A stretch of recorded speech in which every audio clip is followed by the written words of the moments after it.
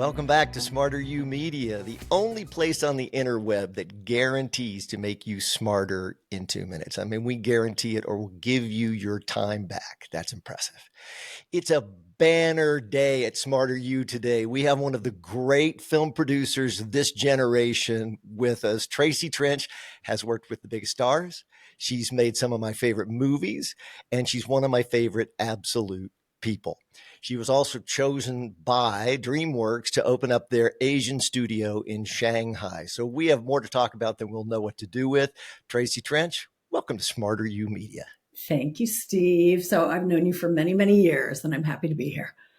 Well, that is probably something that we're going to have in the chat bot so everybody gets to ask those prying questions. You know how we do this. We don't wait. We get directly to the point. So you have come prepared with something that's going to make us smarter in 2 minutes. Our fabulous chicken timer is ready to go. I'm going to add 2 minutes. And with that, I'm going to let you make us just a little bit smarter. Okay. So I thought about this, and I think this piece of advice that I got that I didn't necessarily follow very well happened when I was younger. And I'll sort of set the stage, if you will. So I was a creative executive at 20th Century Fox, which means that my job was to read a lot of scripts, books, look at ideas, and figure out if they were going to make a good movie. I was in the film division. And another part of my job as a junior executive was that I had to service the executives who were, higher level than I on their projects. Right. So there was a lot of busy work, a lot to do all the time. And at one point in my job there, early on, one of the heads of the studio said to me, "Do your job like you own the company." And I was kind of taken aback by it because I think of myself as someone who's servicing other people's visions and, or I thought of myself then. And I'm also pretty analytical. I wouldn't say that at that age I could show my passion a lot in my work. It was more like I was really good at story analysis. I was really good at kind of looking at the audience and thinking, okay, this is something that would make me laugh, or this would be meaningful or make me feel something. So I slowly, over the course of my career, I think took that advice in different places, but can really point to the places where I didn't. And I think the biggest place that I early on took it without really knowing it was my partner, whom you know, who's a documentarian and who was a teacher at the time. This Proposition 187 passed in California, which is a terrible, terrible, terrible thing that was going to disallow children, immigrant children. Okay. You don't have to stop. In fact, please don't. But we're just going to hit that and get rid of our chicken timer. He says if anybody wants to leave, they're ridiculous, so they can go. But we're going to keep you around for a long time, as you know. At least I got to the point. Great piece of advice, but I don't want to interrupt the story because I'm so interested where we're headed. So go ahead. There you were. Yeah. So I'll make it short. But what happened was, I'm a junior executive at Fox. I'm working hard diligently every day. And my partner is a teacher who, at the time when Proposition 187 passed in California, a proposition that was going to bar immigrant children from going to school and getting healthcare. And that was something I was passionately against.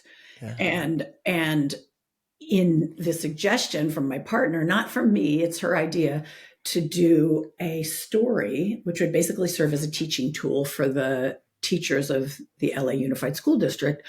She said, I need to get this down and show teachers how this is affecting kids, just so they can be sensitive in the classroom. So I cobbled together everything I could through the studio. I sort of begged, borrowed, and maybe stole a little bit to put together the crew and the editing and everything else that we needed, and financed and produced this film, which we didn't know at the time was a film until we sent it to Sundance and it got in and it won a prize. So that was really, like, for me, the lesson that said, your passion can really do everything for you in life, finding that thing. And even if it's not your thing, if it was really more my partner's idea, but I could facilitate it, I was passionate enough about it to get it done. And the result of which was my bosses at Fox, rather than saying, "What are you doing moonlighting during your job and making something?" They were Yeah. shocked that it won Sundance. Um, they said, "Oh, you can deliver a meaningful story Right. on a budget. Right. And why don't you take this project that you've been developing ever after, this Cinderella story starring Drew Barrymore, and why don't you now transition and go produce it in France?" So, Wow. What a story. yeah, so that was for me, like when I was really thinking back after you asked me, what is it that I wish I had done more of or known more of at that age? I kind of took her advice, the boss who said, "Do your job like you own the company." I kind of took it without knowing it, but that finding passion in whatever you're doing, to me, was something that really served me over my career. Nailed it. I mean, honestly, I love that start because there's the whole area of study in academia that talks about something called entrepreneurship. But Mhm. there's a subset of people who have to be entrepreneurial. They happen to work in large places like 20th Century Fox. And if they don't do that, they will not find a way to get to those levels that you found your way. It's best possible advice. I love the way you say it. Say it one more time so I can remember. Bringing passion to what you're doing, no matter what it is you're doing, especially, we're probably talking here to a lot of people who are newly joining the workforce, right? Do you think?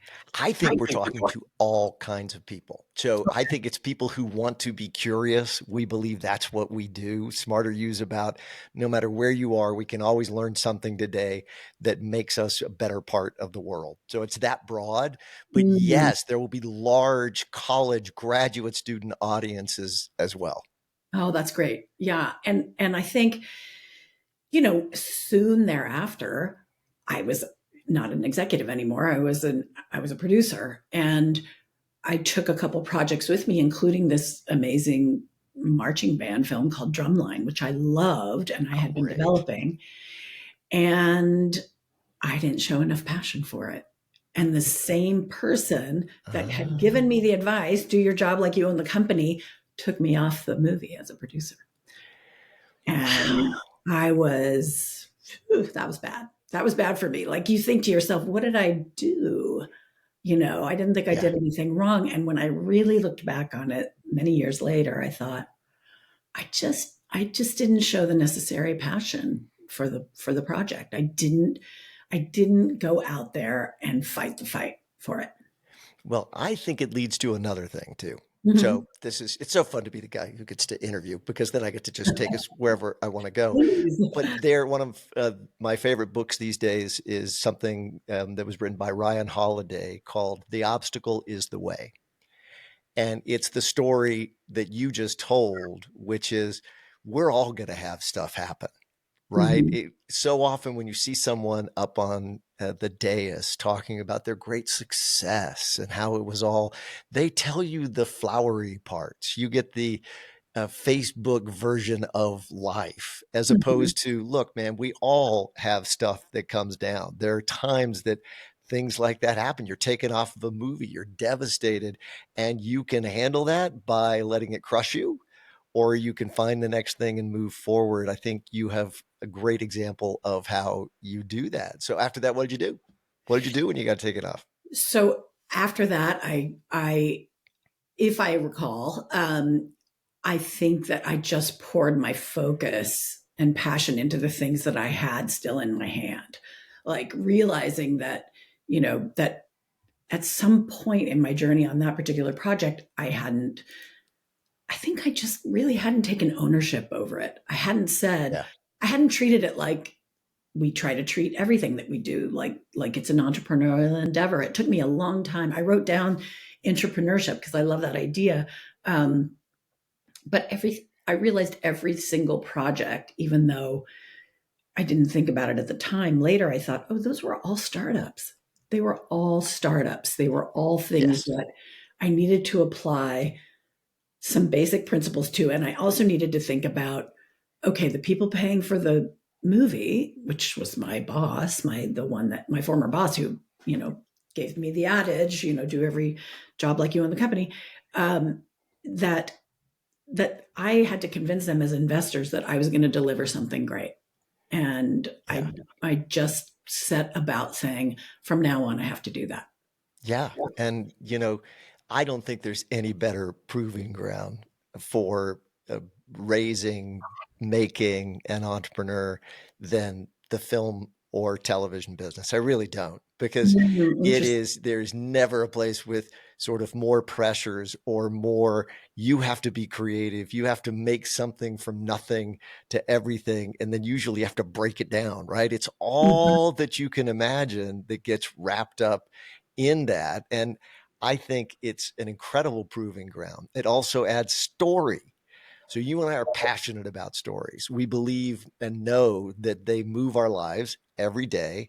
And whether you're working in a company you just started in some city or some town or some place, you have a story. Stories are all around you. If you don't get it, you're going to miss it. So tell me about story. Tell me about what attracts you to stories, not just for film, but in life. Mhm. That's a really good question. I think most of the time for me, what a story has to have is it has to make me feel something Mm, that I didn't yeah. feel before. So I'm always looking.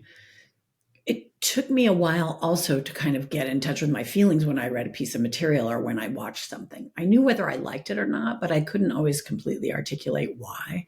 Mm, And I think, getting to the place where you can be analytical, but you also have to be pretty articulate about what you felt, at each point in the story, because at some point, even if you're reading it and thinking about it as a, I don't know, a short form piece of content or a TV show or a movie, at each point in evaluating it, you have to be able to tell the creator, because I don't create. I might have an idea, but someone else creates it.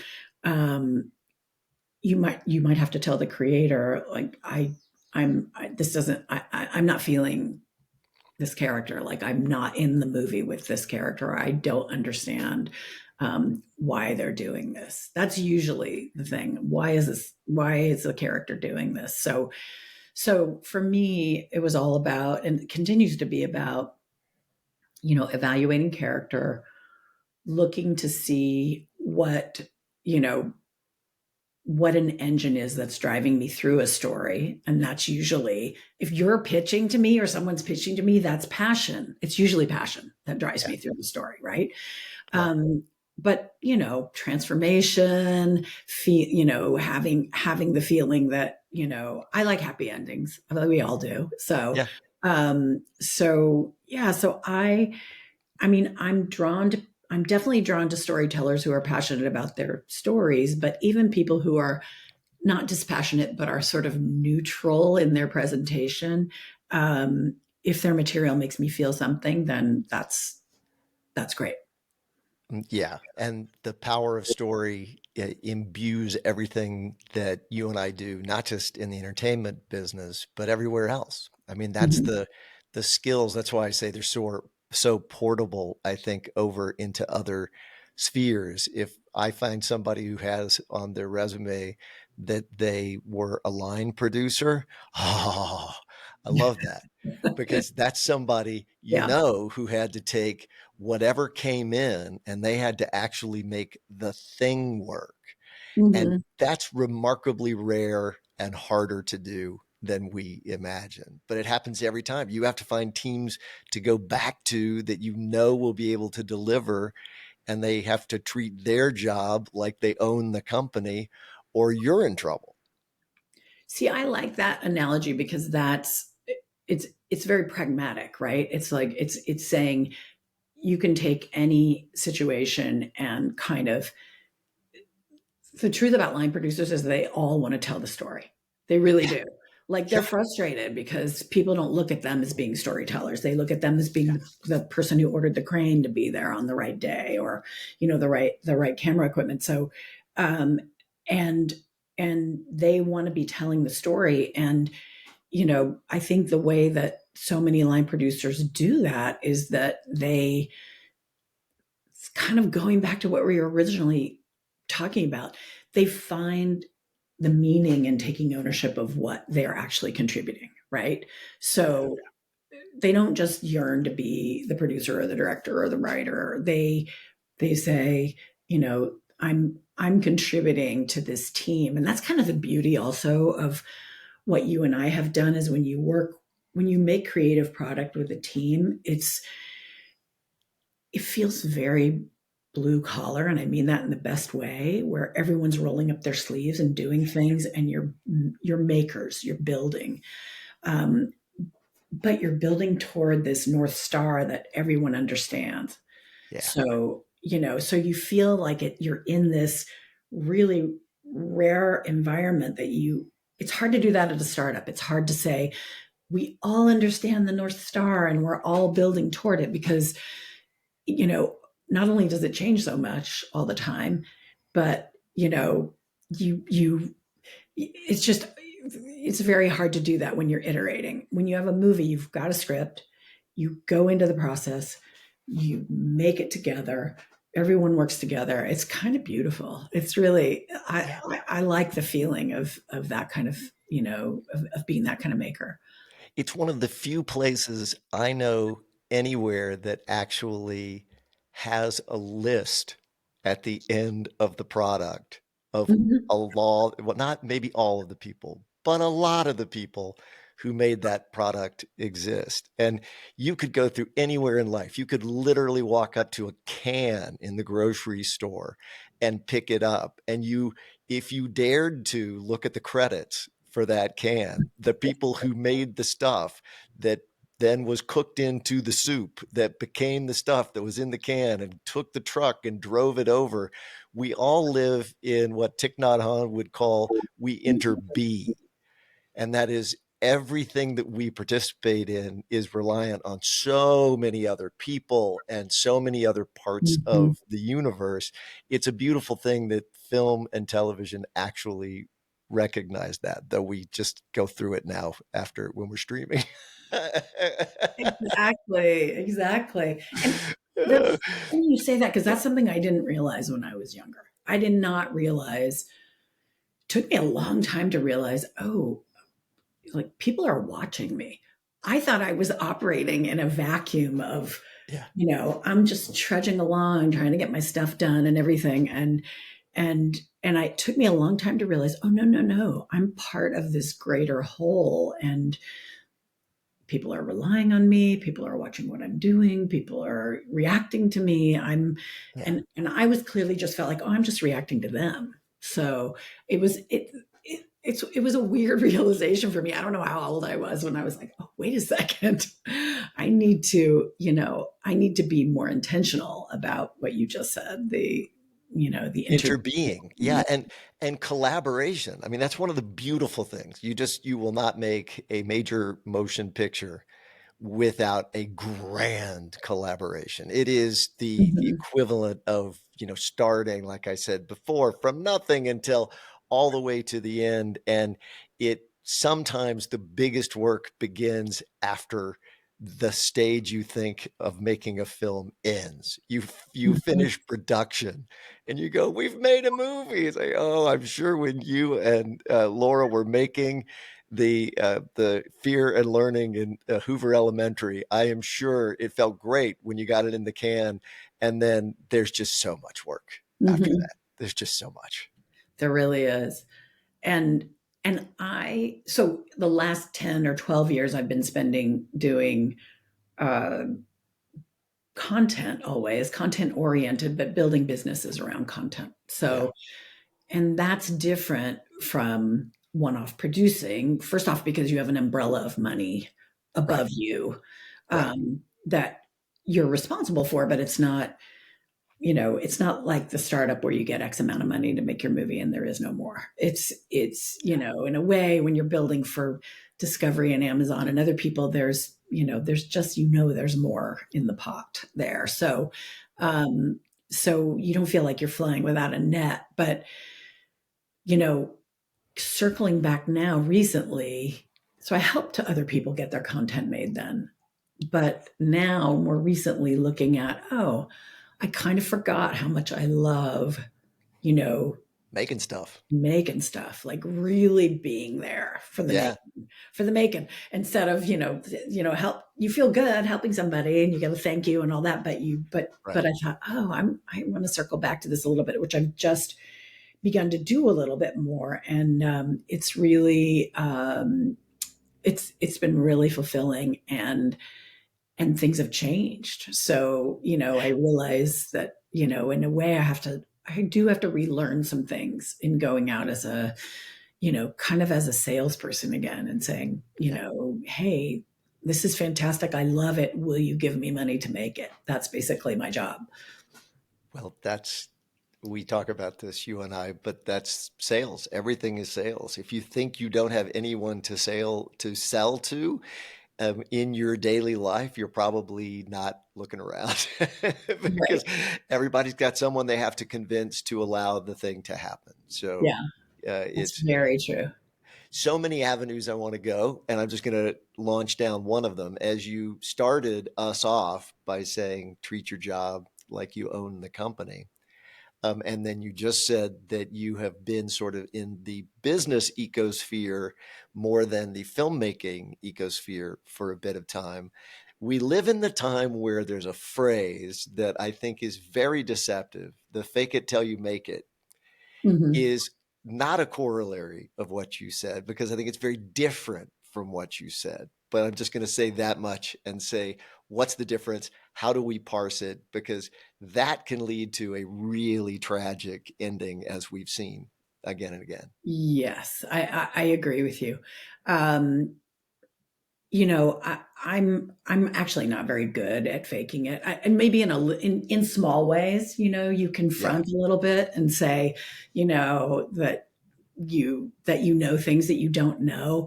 But I would never, and I'd be really bad at presenting a situation as other than it is, so especially if someone is putting something up and it's going to be a risk for them, you're asking them for money or you're asking them for their time or Right. anything, Yeah. um, that kind of misleading to me is just not worth it. It's if that's where you have to go, then you probably aren't doing the right thing. You probably aren't running down the right path if you have to fake it too much. You can the real thing, I mean, this is the exact opposite, is just saying what you don't know, just There's saying power. It's incredibly powerful when you incredibly are powerful. open and honest with someone in a room. My favorite story I've told you for anything being sold was the Win Ben Stein's money pitch, where they just hated what they brought in. And the executive said, "Do you have anything else?" And they said, "Win Ben Stein's money." He said, "I'll buy it." And that was it. That's how the show got bought. But That's the way it used to be. it was being willing. Oh, it's hard to get anything on. I mean, we'll get to that, because Yeah.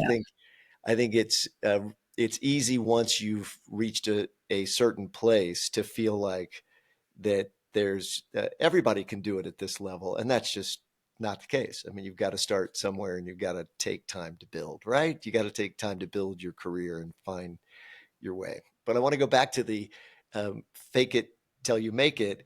It's become one of those things that I think fits into the ethos of business communities, entrepreneurs, people who want to create Mhm. something. I think they somehow think that that is the way. And I would suggest, just like you did, that it takes you down a path that more than likely you'll hear the story where it worked, because that person's going to say, "Oh yeah, I faked it till I made it." But you're not going to hear all the stories of what really came to so many of the others who went that direction. Find It's your find so your true. honest place. Yeah. It's so true. There's 1 in 100, I would say, whom it works for. Many, many more. I think the odds are way even. Yeah, I think but again, you don't hear about it. This is one of those self-selecting things. It goes back to the story that you and I were talking about, which is story itself is only heard if it's heard. If the story falls in the forest, nobody will see it in the theater. Right, Right? I mean, right. it's just, it has to get through. So anyone that you see who's invited to come and speak to you about the great path that they took and all of those sorts of things, we should wear a cloak of skepticism every time we're having one of those conversations, because it's self-selected. It is the very small minority, and nobody tells their story the way it really happened. Nobody. Exactly. You remember when you were on the playground and you tripped and skinned your knee? It was so embarrassing, and no one wants to have that. No one wants to talk about that again when they're in business. It's embarrassing Yeah. when you fall, and you know. But honestly, I the the I'm not going to say the words, but the BS meter of the world is very, very attuned to faking it. Yeah. Most people are very attuned. And if you're pitching to sophisticated people, they get it. They'll see right through you. Yeah.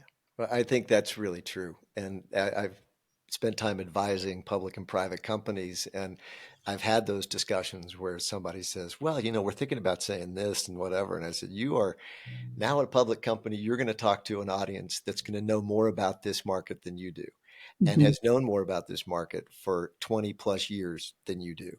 And you're not going to sit in a room and do anything other than tell your story as best you can, and get away with it. So I'm with you. I think that's absolutely true.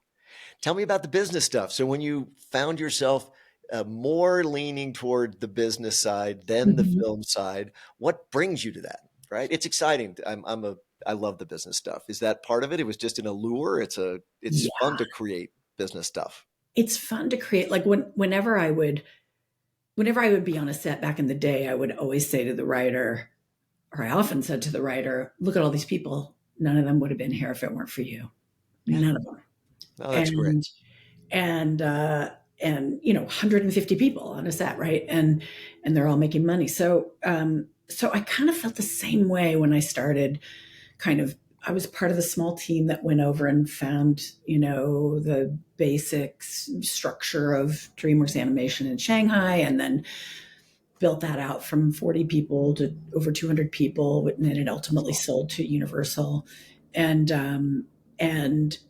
that coming back to LA from that, and wanting to bring my girls back to go to school here and all Yeah. that, I kind of thought, wow, that was really fulfilling. It was satisfying and fun, and I Yeah. wanted to do it again. I just thought, how fun would Yeah. that be to be on a small team again that takes a great idea and builds it out into a viable business. So yeah, and an ongoing business. Movies are ongoing, but we don't.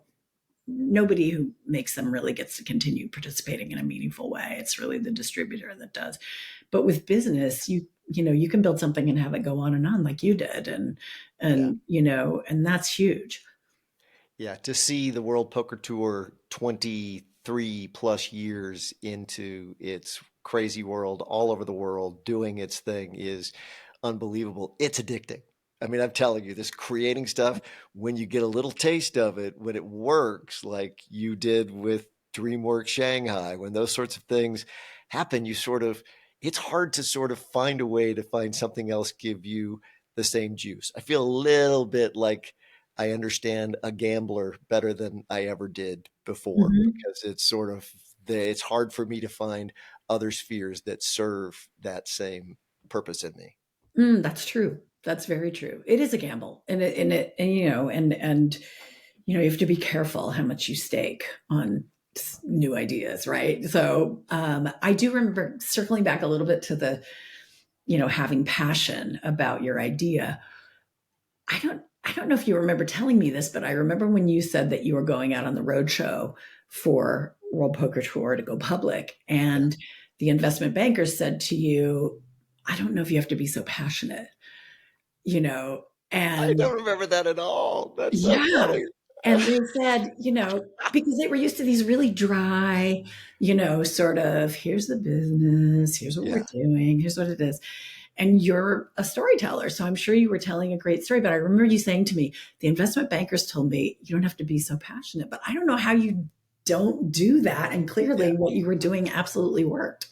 Well, I didn't pay a lot of attention to that, but I will tell you, I will tell you that those experiences are incredible because you don't have them other places. To go walk into a room, we've created the business. Now we're going to tell you what's going on, and you're going to decide whether to have your broad array of investors invest money in that thing because Mm-hmm. we're going to grow. Here's where we are. Here's what we think we're going to do next year. Here's what we hope we're going to do the next 5 years. Mm-hmm. Those processes to me were really lovely because it drilled down into some things that maybe were part of my past world, like finance, like math, those sorts of things, and really lit them up again. It's sort of being able to participate in that part of the process was terrific. I don't Mm-hmm. remember that story at all. That's so funny. Yeah, I Well, do that remember. worked. I don't, yeah. I do remember going back into those rooms afterwards. So you have a presentation and then you have 20-minute meetings, 20-minute back to back to back to back to back, where in large companies that have investment groups come in and talk to you. And that was the ethical spot of the World Poker Tour where they would come in and say, okay, now, what haven't you told people? It's like, what? Oh, You wow. what? I believe that's the way that works a lot. And I got to say, well, you really don't want me to give you non-public information that you can trade on, do you?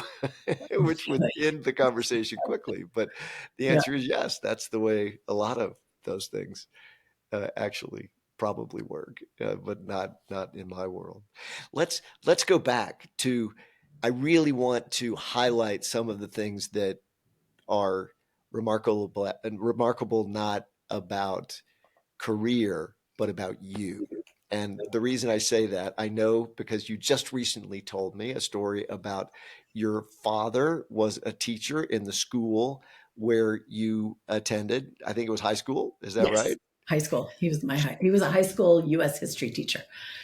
So he clearly believed in education, led you down a path. You went and unfortunately couldn't get into Dartmouth, so you had to go to Harvard. And I understand Yes. that's the way. I love Dartmouth. Good school. That's the way that worked. But then went and got a fancy education that is rarefied air, but you chose while you were there to learn a language. So undervalued in the United States world of education. Talk to me about how you got to Shanghai from an education that led you into things that the rest of us just can't do. Interesting. Yeah, it is a little bit roundabout. So I was an anthropology major Of because I course you got a were. C in organic chemistry and decided that I couldn't be pre-med anymore because I'd never had a C in my life. What I tell my daughter who's pre-med now is C's get degrees, baby. Go be a doctor. C's get degrees. I love it. um, but um, but so what happened was I switched over to anthropology. I graduated in anthropology, and I was going to go to Berkeley to go get my PhD in anthropology. And my advisor, who had advised my thesis, said, you need to go out and live. You're a girl from a small town in Indiana. You need to get out there and live some life. And so I kind of thought, well, where's the furthest place I could possibly go and just be such a fish out of water from an anthropological perspective that I have to kind of sink or swim. And so I moved to Beijing and became a teacher. And Wow. so while I was there, I taught English, but I learned Mandarin. Yeah, And by the way, there was a big gap between how much Mandarin I knew at the time and anybody who spoke English. So it was a lot of pointing and sure. nodding. But I ended up loving that and deciding while I was there that this was an incredible place and that ultimately I wanted to do business with Asia. And I thought, how am I going to do that? I don't have a single economics class under my belt. I don't have anything. So I just thought this place is going to explode, which it ultimately did, of course, in the Yeah. intervening 25 years.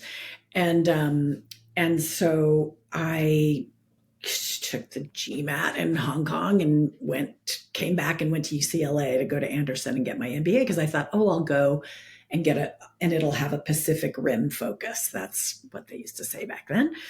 And I ended up in between my 2 years of graduate business school.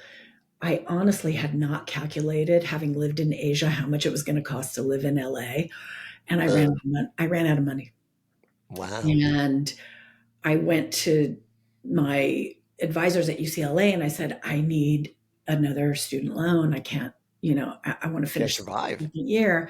And they said, well, it was at a time they're like, we don't have it. You've got what you've got. And so you kind of know this story. So I just went, well, what can I do? I got to finish my degree. So I went on the $100,000 pyramid and I won the $100,000 that Yes. summer. Yes. I love that and story. and I just was like, I practiced, I played the Yeah. board game, I did everything I could. I had all my friends from business school were quizzing me, and I ended up winning, and I could pay for the rest of my school. And part of that kind of sucked me into Hollywood, honestly. And I stopped having this Pacific Rim focus or China focus or Asia focus. And I Yeah.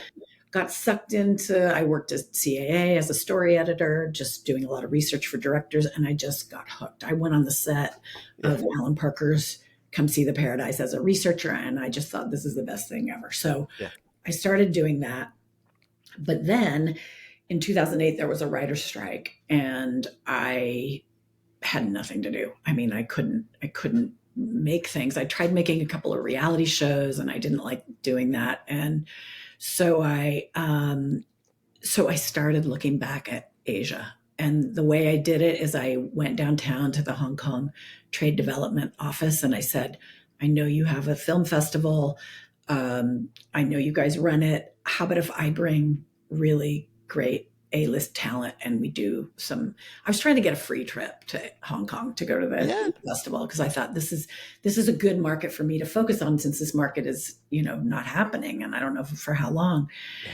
And so they said, great. I did it, went over the first year. And Jeffrey Katzenberg found out that I was there bringing writers over to do roundtables. And that was that. So that's kind of how it happened. And I remember saying to my partner, my wife, Laura, I end up saying to her, Jeffrey's going to make a deal with, China and they're going to ask us to move. And she said, oh my gosh, Hollywood and China, that deal is never going to close. Never. We are not going. And, 5 weeks later, boom, we were living in Shanghai. So yeah, that's how it happened. It was it feels roundabout, but I mean, they were all things that I was interested in. And I always say it was almost like always having to reinvent because of necessity.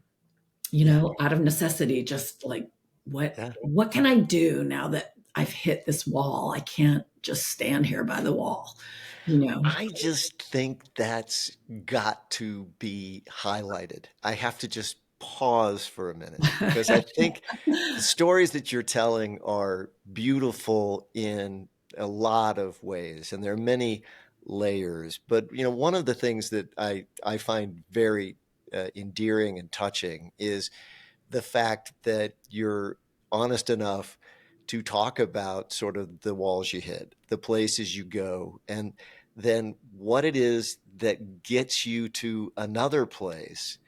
And I'm going to articulate it this way, and I'm sure it's wrong, but I always tell our kids, pick a path and start walking, Hmm. which is sort of don't wait, don't be inertia, be momentum, I and like that. definitely find a way. So for you to be there's nothing going on. It's 2008, writer strike, and to then sort of find a way to approach a community that gets you in the mix. The discussion then leads to Jeffrey Katzenberg. And by the way, it's been a while for some people. So DreamWorks SKG, the K is Katzenberg. Mhm. And so that is how those things happen, but you would never draw those lines. So when you say it seems circuitous, it's the way maybe everything is. I mean, we Mhm. really live in a world where serendipity, luck, and the way things work probably more aligned than we want to imagine. Mhm. It's true. And I think I'm incredibly lucky, and at the same time, I think about, well, had I just waited out the writer's strike and not tried to do something, then my luck wouldn't have been as good. It just wouldn't have, Yeah. it just wouldn't, it would have been impossible. And I love what you said, or what you say to your kids, because I have two kids graduating, twins graduating from, as you know, graduating from college. And right now I think, just because of the economy and things that are happening, and what jobs are like, and I think there are probably many reasons to feel paralyzed, and I think it's going to be same for them. It's just going to be about, even if you're, just keep moving, because even if you're moving Yeah. in a direction that it might not be totally the way that you end up, it will help you get to the next spot. And I would add that if anyone tells you that they knew where they were going and that's where they wound up, they are not being straight with you, Right. That's true. because it has never worked that way. We may explain it later. We may find ways to tell that story that work for us, but it's just not the way it works. You head off. And I hope, and this is one of the great things about education, big, big thing, education, right? If you get education, and today you would ask yourself, well, why? Because I have AI. Why? Because I have ubiquitous information all over the place.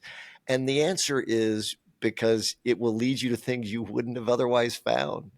And your That's life will be richer if you do those sorts of things. So it doesn't have to be a college. It doesn't have to be a fancy college. It doesn't have to, whatever it is, some sort of educational commitment every day to make yourself better will lead you to stuff that you will find would never have been a part of your beautiful trajectory. I think that's very true. And I mean, many different kinds of education. You don't Yes. have to go to a fancy school.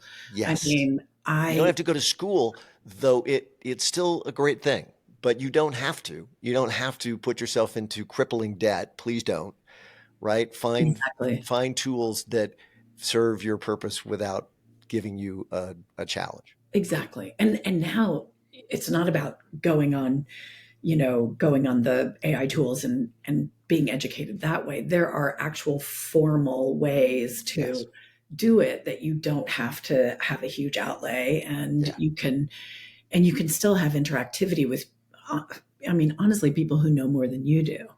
And that's what you want. I Yeah. mean, I feel like I've been able to do that throughout my life, is just try to keep learning and try to keep growing. I'm endlessly curious. My daughter was telling me about a book, I think called Tremors, she just read, which is about, keeping your curiosity throughout your life. And I thought, oh, that's so key, because as soon Yeah. as you kind of think, oh, I'm bored in my job, or I don't really like what's happening right now, or I'm not appreciated, my boss doesn't appreciate me. Yeah. I mean, in a way, that's kind of on you. I think, unfortunately, to sort of figure out both, how do you get more meaning, in what you're doing every day, and and how do you infuse everything you do, I guess, circling all the way back to the beginning, with a sense of ownership. Yeah. It's your it's your life. It's not, might not be your company, but it's your life, you know? So, And the word do, I think you should say to yourself over and over and over and over again. Do mhm, something. Just do something. If you're upset about the way something is that you wish it weren't that way, do something. You don't have to be the person that discovers the vaccine, but do something. And I mhm, think, regardless of what the impact is in some macroscopic societal level, it's better for you. You will feel better if you wake up in the morning and you head out to do something, either not just about a cause, but that's for your own life. It's sort of, if you want to head somewhere, go find the people that are the people you'd like to mhm. be around and find a way to get in their world and be there with them, because that's who you'll become, promise you. Mentorship. I was talking to the head of cardiology at UCLA, who's a neighbor, about mentorship, and he was saying, I'm trying to kind of reconcile the fact that I'm getting older and I'm, you know, Yeah. and I work with a lot of younger people. Should I be more of a mentor? Should I join the mentorship program at UCLA's med school? And what should I do? Or should I just spend my time being really, really, really great at my job? And that's my form of mentorship because I have interns and residents and everybody else Yeah. watching me.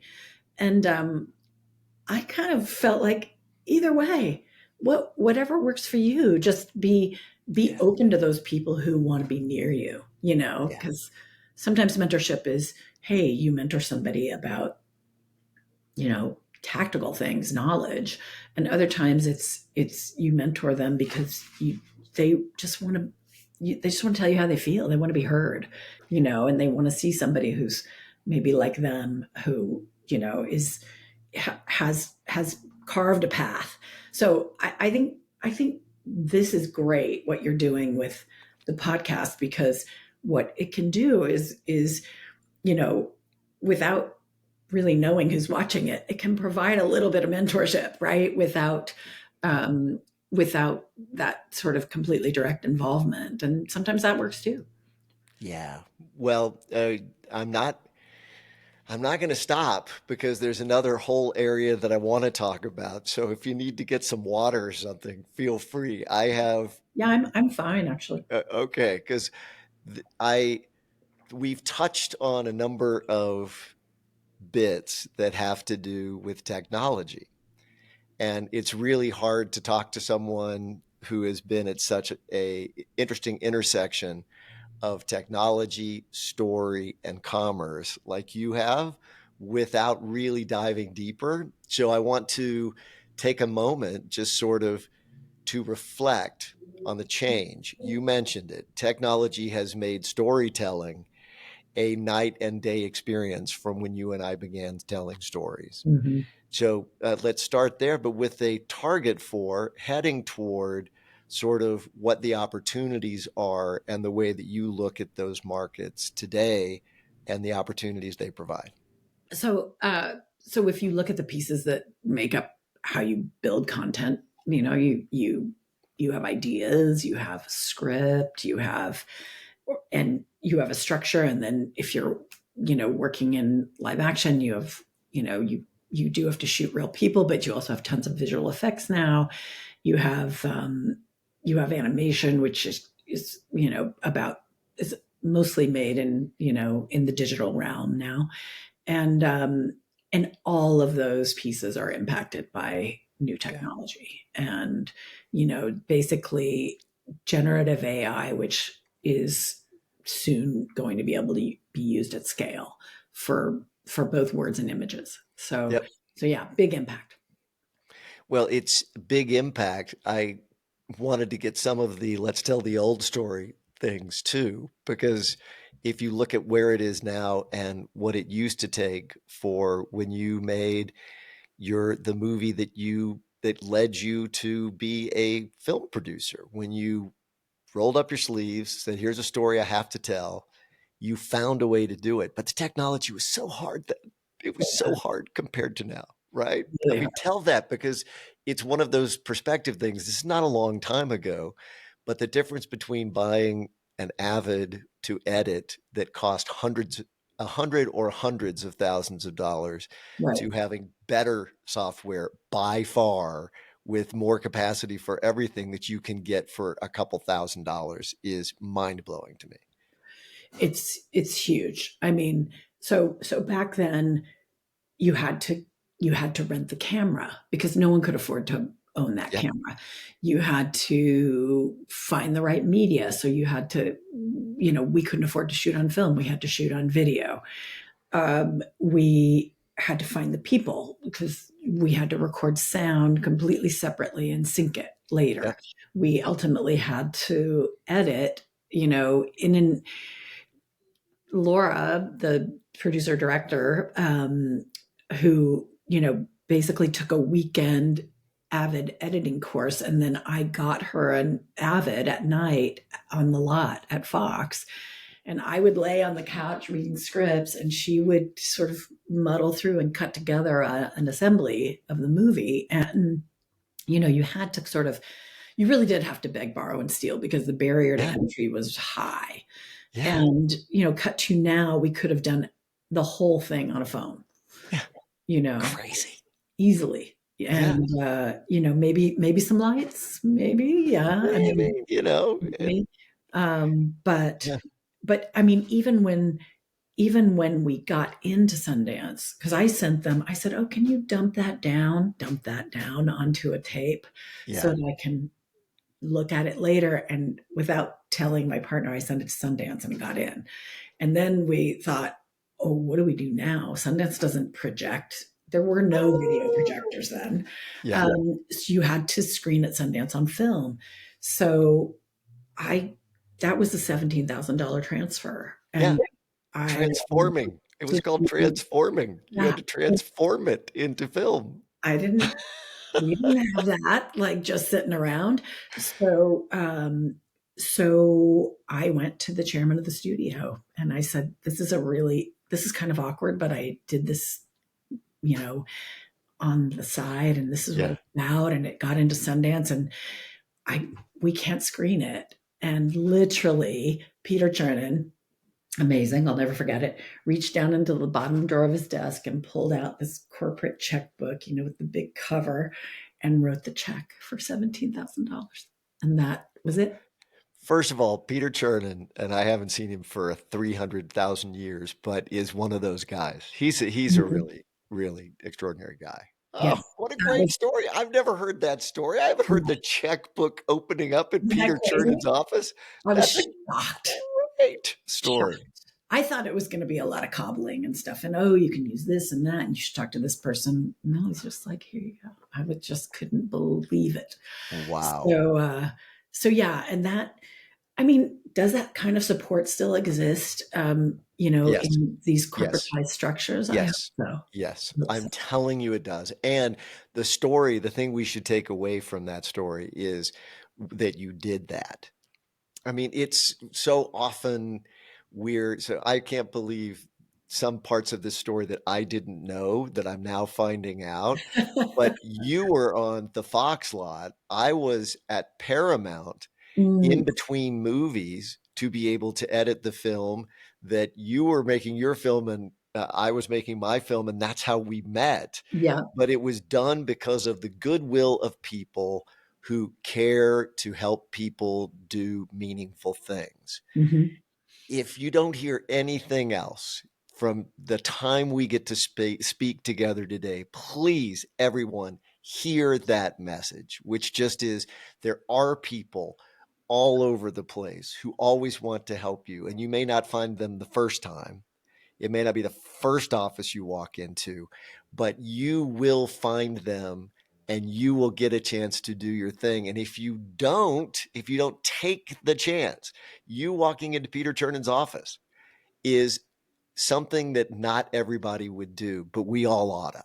We all ought to be willing to believe in the thing we believe in and show up and take the chance. Yeah, scary. It definitely, I mean, was it risky? Not, no, because ultimately it was him, but yeah, it was scary for me. Definitely. No, but it's scary for all of us. I mean, I think Yeah. that if you look back, yeah, it's easy to look back and sort of go, well, I just walked in. And I know that's not it. It's walking in, it's the sweat on the palms, it's the things that we all as humans experience that get us, across the line because we dare to just take a step. That's how Mhm. you don't win the race if you don't take the first step. You just don't win the race. Ah, it's inspiring. I'm inspired. I'm so glad. Well, from a technology standpoint, I think part of what all artists are dealing with now is how does this affect how does this sort of really rapidly advancing technology, which, it is really excellent now. If you look at the bar graph of Yeah.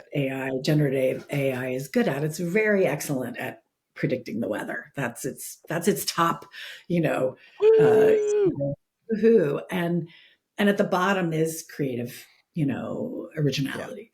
And but that little tiny bar at the bottom of all these other things it can do is growing rapidly, Yeah. and it's the worst now that it will ever be, right? It's only going to get better. Yeah. So so in a way, it's well, how does that affect people who are already in the business and, at a Right. certain level, but more so, how does it create opportunity for people who would love to be making more Yes. content and creating Yes. things and building? Yes, I yes, yes, mean, yes, yes. I think it's excellent. I don't think it should, I'm sure that, because I also am part of the transition to industry um, uh, mentors at AFI, American Film Institute, and I've been on panels with people who are really vehemently opposed to any use of AI, and I think for me, it has to be used with responsibility and it has to be used with proper Sure. credit and all those things. But if it allows more people and different types of people who may not otherwise have opportunity to tell stories, then more power to it. I I think you can pretend that you can ignore it, but I don't think that will work for short, medium, or long term. Hmm. And so I agree, use like every tool, you should use it responsibly. But who knows where we're going to go? I mean, you look at stories, who knows what that means? And when every new technology was brought into storytelling, we used to just sit around the fire and that was it. And when Hmm. we learned how to write, think about what that was. I mean, just Right. taking script and being able to write all of the things that we rely on now. And then when you get the printing press, and then all of these advances, you would, from any society, you would see, oh my gosh, threat to everything. And the answer is yes, this is a threat to everything. But look what we've done all the way along the line. I love Hmm. your optimistic vision because that is exciting. The exciting part of this is really exciting. It is very exciting, and the part of the business of storytelling that I've been in is it has a lot of hierarchy. It has a lot of, you know, difficulty to breaking in. It still has gatekeepers that, they're the distributors of your content. Otherwise, no one will see it. Although now we have YouTube, which is great, and TikTok. We're really, I see great storytellers on those Yeah. platforms. But that part of it has always been the drawback for me, is that you end up getting a lot of the same kinds of stories because all the same people are telling them, and it's just not as interesting as when you start getting a really interesting mix of a lot of people's backgrounds and senses of humor, and the way they see the world is different, and they also have the power to speak to people who are like them, and so that perpetuates itself. You get more and more variety, more and more of a just an interesting flow of Yeah. ideas and stories. So I'm for it used in a responsible way for sure. And it changes things, and change is hard. So I think to admit, to understand that when big changes happen, even in how we tell stories and the like, there will be a lot of people that will be disconcerting to. But if you talk to your kids, if you talk to my kids as they're graduating from college and in that age group, I can tell you the things that they participate in are not completely different from what you and I did, but a lot. I mean, it's very Yes, different, and they have what I would consider to be a higher standard. They expect more, and I don't think that's a bad thing. I agree. I agree. They do expect more. They expect more. They expect more quality. They expect more Yeah, thoughtfulness. yeah, I mean, in a way, we got away with a lot because, yeah. there was a very small pool of people, you know, building things and a lot of people our age look back and say, oh, those were the heydays of making content. I actually don't think so. I think it's now. I think it is. I think it is now. I mean, it's hard to imagine with these tools and these possibilities that there are more of us. One of my favorite stories is Harold Clurman. That may be a name that means nothing to you. He was one of the great acting coaches of all time. And he was in a class with a student who asked a question, and he said, raised his hand, and he said, Mr. Clurman, I think the real problem is that we have too much bad theater. And Harold Clurman said, well, young man, you've missed the point. He said, what we need is more bad theater because we will never have great theater unless we have more bad theater. And I That's think, awesome. I isn't that love awesome? that. Yeah. And I think that is 100% the time we live in, because when I say that our kids can have a higher level of expectation, it's because there's so much. They don't have to rely on a small subset of people to make material for them. They get to choose. It's not always great. I mean, sometimes we can, human predilections can take us to not great places, Mhm. but that's back to the responsibility pill that I hope we will all try to find a way to locate and take. Yes, agreed. And that you're right. That is one of the biggest fears is that people say, "Oh, there's just going to be this huge mass of terrible stuff, coming in, terrible, generated novels and articles and short form and animation and all this." And I love. I didn't know that anecdote, but I think that's very true. Let Yeah. people. Nobody's first project is great ever. I mean, like, you know, Yeah. my I think my wife's documentary is fantastic. It's great and I give her all the credit for it. But she had already had some training. She Yeah. had she had Yeah. had a little bit of training before she became a teacher. She'd had training in storytelling.